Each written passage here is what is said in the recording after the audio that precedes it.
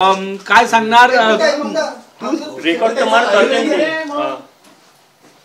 आज सुप्रीम कोर्टात काय सांगा सर, सुप्रीम कोर्टात आज सुनावणी आहे आरक्षणाच्या मुद्द्यावर. सगळ्यात महत्त्वाचं, बऱ्याच जिल्हा परिषद महानगरपालिकांमध्ये 50% पेक्षा जास्त आरक्षण गेलेलं आहे. त्याचा तोडगा कसा निघेल काय वाटतं आता? नाही, हे बघा की खरं म्हणजे सर्व समाजाचं आणि राजकीय नेत्यांचं आजच्या या निकालाकडे लक्ष लागून आहे की मागील 4-5 वर्षापासून हा संघर्ष सुरू आहे.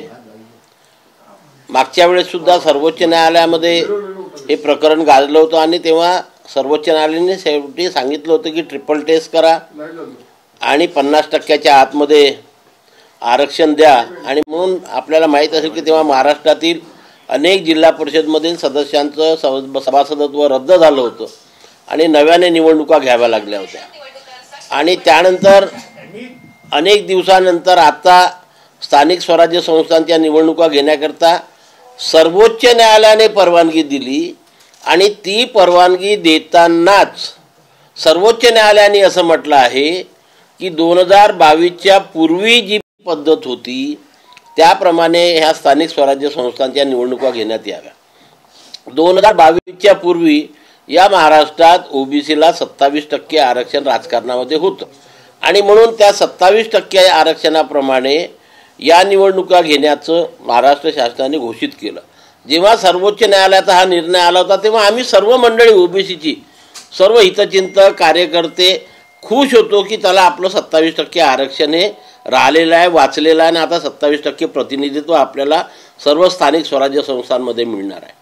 परंतु जेव्हा निवडणुकीला प्रत्यक्षात सुरुवात झाली, नगरपंचायत नगरपरिषदेच्या निवडणुकाचा कार्यक्रम आला, प्रक्रिया सुरू झाली आणि तेव्हा पुन्हा सर्वोच्च न्यायालयामध्ये काही लोक गेले आणि त्यांनी सांगितलं की बा हे आरक्षण 50%च्या वर जात आहे. नॅचरली कुठल्याही स्थानिक स्वराज्य संस्थेच्या निवडणुकीमध्ये नियम असा आहे की ज्या परिसरामध्ये ज्या भागात निवडणुका आहेत त्या भागात SCची लोकसंख्या जेवढी असेल तेवढा त्यांना लोकसंख्येच्या प्रमाणात द्या, STची लोकसंख्या जेवढी असेल तेवढ्या त्यांना त्यांच्या प्रमाणात द्या. आणि जर ही SC आणि STची लोकसंख्या 23%च्या वर जात असेल, कुठे 25% असेल, कुठे 30% असेल, तिथे नॅचरली जर 27% आरक्षण ओबीसीला दिलं तर ते 50%च्या वर जाणारे अपेक्षित आहे.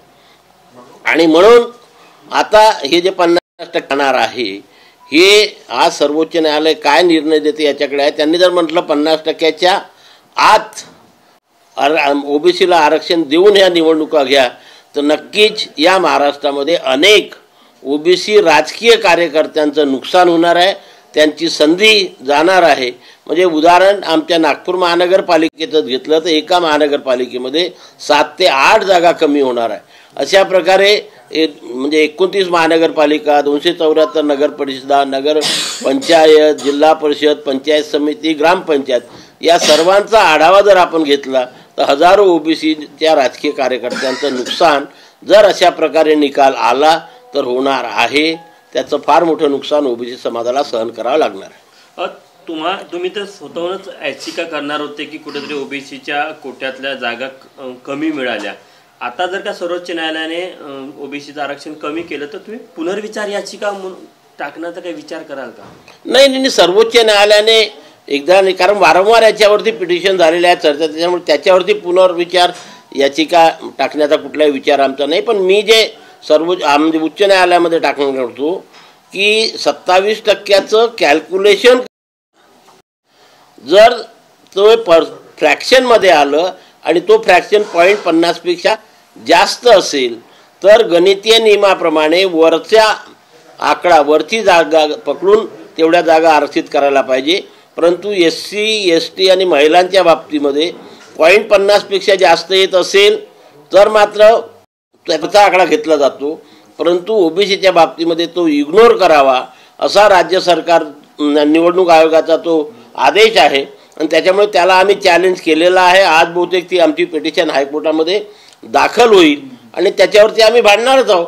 अदरवाईज त्याच्या म्हणजे इकडे हेही नुकसान आणि तिकडे फ्रॅक्शनचंही नुकसान, डबल नुकसान ओबीसीचं होऊ नये हा आमचा त्यामागील उद्देश आहे. ठीक आहे. काही ठिकाणी आरक्षण हे 80% पर्यंत पोहोचलाय. काही स्थानिक स्वराज्य संस्थांच्या निवडणुकीत अशा बातम्या येत आहेत. सांगली आणि त्या परिसरामध्ये काही ठिकाणी 67% पर्यंत पोहोचलाय. या संदर्भात काय? नाही, नक्की मी आता तुम्हाला सांगितलं की ज्या ठिकाणी SC आणि ST संख्या समजा हे दोन्ही मिळून 55% असेल आणि 25-27% जर आपण हे पकडलं तर 82% होणारच. म्हणजे म्हणूनच काही ठिकाणी ओबीसीला 0 आरक्षण येणार आहे. जर 50%च्या आतमध्ये रिझर्वेशन द्या असं म्हटलं तर त्याचा अर्थ तोच आहे, जे आदिवासी बहुल जिल्हे आहे त्या ठिकाणी नक्कीच ओबीसीचं फार मोठं नुकसान होणार आहे.